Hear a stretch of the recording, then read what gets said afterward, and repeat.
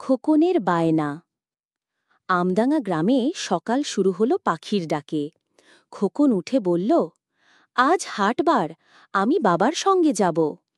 মা বললেন, তুমি হাটে গেলে বায়না করবে, কিছু আনতে বললে নিয়ে আসো না।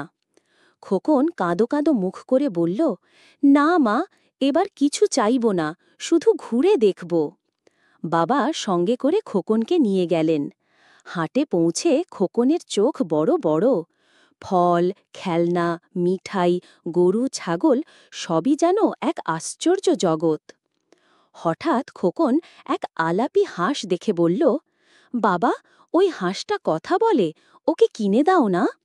বাবা বললেন, খোকন, এ হাঁস তো বাঁশি শুনলেই শব্দ করে, কথা বলে না। কিন্তু খোকন গোঁ ধরল। শেষে বাবা হাঁস কিনে দিলেন। বাড়ি ফিরে খোকন হাঁসকে নিয়ে ঘুরে বেড়ায়। সবাই হাঁসের বকবকানি শুনে হাসে।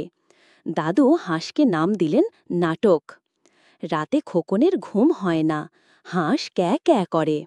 মা বললেন, তোমার নাটক তো ঘুম ভেঙে দিল। খোকন হাঁসকে নিয়ে গিয়ে গ্রামের মাঠে ছেড়ে দিল।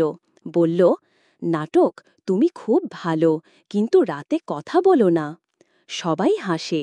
খোকন এবার বুঝেছে জিনিস কেনার আগে ভাবা উচিত। মা বললেন, এই যে, এবার বুঝেছ না বায়না করা ভালো নয়। দাদু হাসলেন, খোকনের হাঁস তো গ্রামকে নাটক দিল। খোকন বলল, আমি আবারও হাটে যাব, কিন্তু এবার কিছু না কিনেই ফিরব। মা বললেন, তাই তো দেখি। শিক্ষা: অতিরিক্ত বায়না করলে শেষে নিজেরই অসুবিধা হয়। ভাবনা চিন্তা করে সিদ্ধান্ত নিতে হয়।